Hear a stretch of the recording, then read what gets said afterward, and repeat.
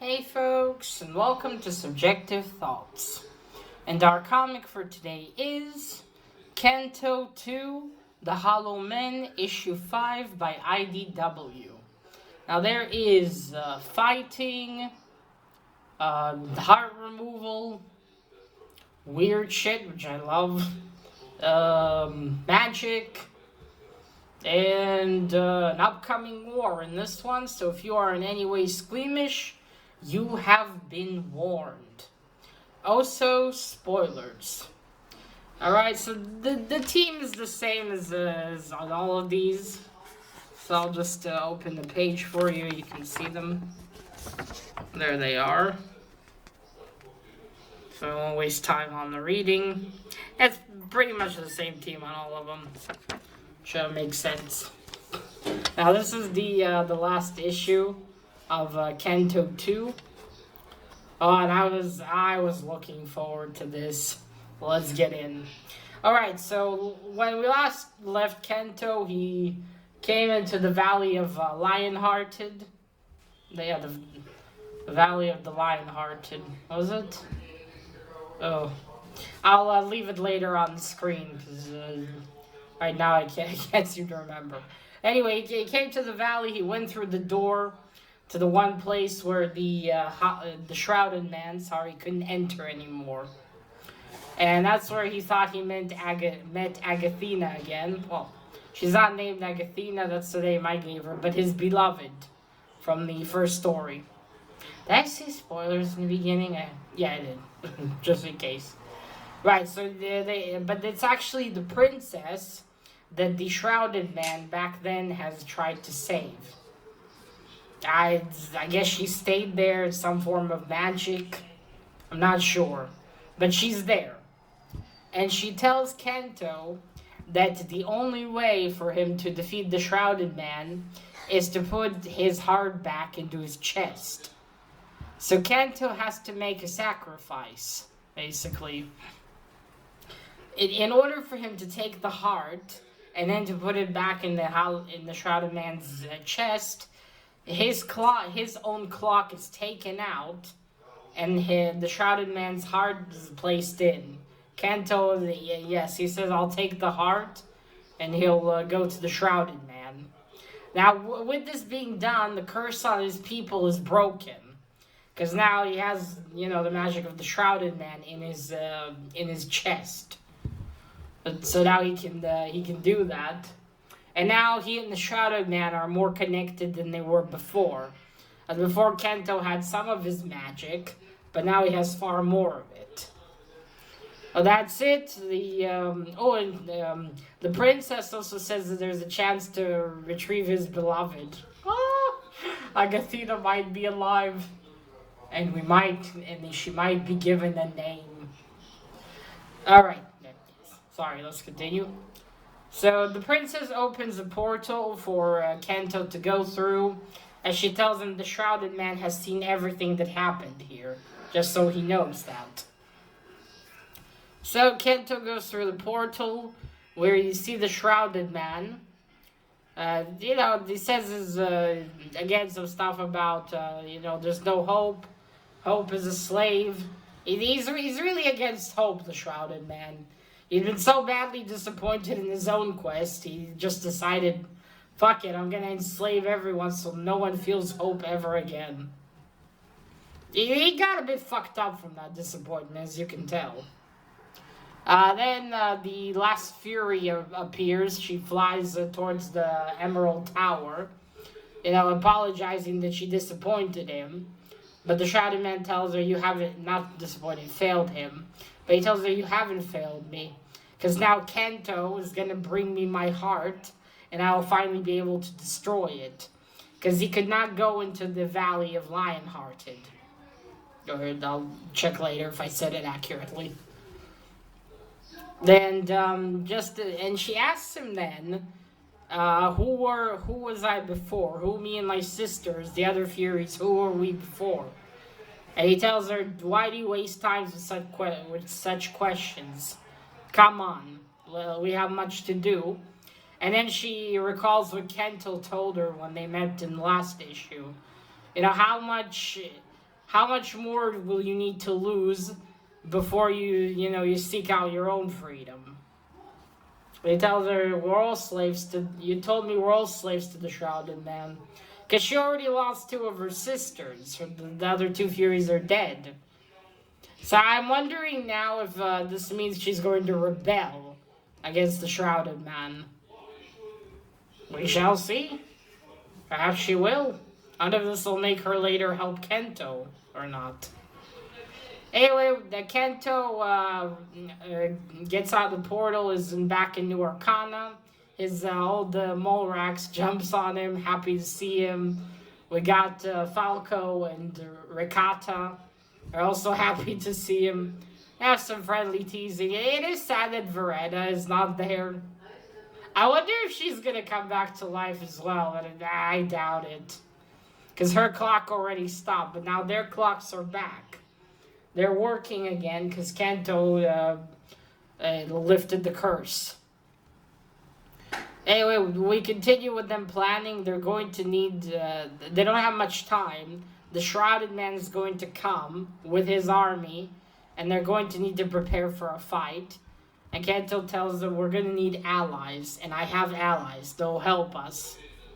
And then they're all standing on top of a hill, and all the other Tin Men people are down below, and they're all saying, they're cheering on for a fight. Then we go back to his friend L'Oreella. I'm going to leave her name in the description, I'm going to leave it on the screen again. I still cannot pronounce it for the life of me. So his friend, actually, you know what, I'll just find it now for you. It's not that difficult to find in this one. Just a second. There we go. Aluora. I'll still leave it on the screen, but yeah, Al. Right, I called her Al. Anyway, we're back to Al's village. She survived the fire. I thought she was for sure dead. But yay, she's alive. She's going through the ruins of her inn. Taking out the photo of herself and her... I'm still not certain. Her family. Sad, pondering. And then Canto appears. And then, he tells her, when I first met you... And such, they have that talk. I met you, I saw a brave knight who knew the consequences of what she's doing. Because, her rebellion came with a price. And Canto also lifts the curse off of her people, so they're no longer hollow men. Those scarecrows that they were. Now they're back to themselves. Aluara is amazed. Or Al is amazed, and then suddenly she hears the voice of her daughter, I think son, because he yells, Mama El. And then her sister, mom, lover. I wish they kind of emphasized exactly what's the relationship, because I'm not sure. Anyway, her child and... either her family member or lover. Don't know. One of the two. So they're now reunited. It's a very lovely moment. She got her kid back, her family back. It's lovely. And now they're going to join them in fight. Now, I do wonder if this means that the slavers might also join them as well. Or who used to be their slavers. Because there's that lake, the goat lady on the lake. I wonder if she's going to make a reappearance. So, we'll see. We'll see. Maybe she will. Apparently it was a lady. I thought it was a gentleman. Anyway, that's where it ends. And then we have an epilogue. Now there's a Canto and the Clockwork Fairies. Yeah, that's it's a one-shot comic. Now we have the character that was there reappearing in the epilogue, where it's this witch who would who did experiments on any creature she could catch. Kanto ended up confronting her because his Molrax fell down to where her lair is. And there were these little fairies there that she took all their wings off and applied and installed in two of them these mechanical ones. Well, anyway, in the end of that one, spoilers for that, Kanto's people dealt with her. I thought honestly they were going to kill her or something. But no, they just blocked her in, and now she's making wings for all the little fairies. I mean, it's only fair. She ripped theirs off. Seems fair to me she has to make them new ones. So he comes to her, she's giving him a moral lesson on how the slave became enslaver. Because, the Canto and his people were slaves, and now he's keeping her in a cage. Though, to be fair, lady, you do kind of deserve it. For experimenting on helpless creatures. Anyway, Kanto comes there and makes her a deal. Do you want to leave this cage? Yeah, obviously her interest is piqued. So he says, finish building all those wings for the little fairies. And when the time comes, I'll tell you your task. And that's where the story ends. So, ooh. Yeah, that's it. All bad. I was so hoping we'd see, like a fight.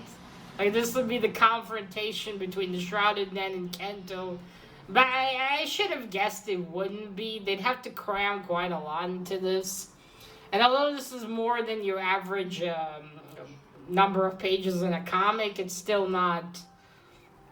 it's still not a lot. And not enough to fully tell the story. So there's going to be a third series. It's going to be, I'm assuming, Canto III? Holy shit. On one hand, I'm really excited that there's more.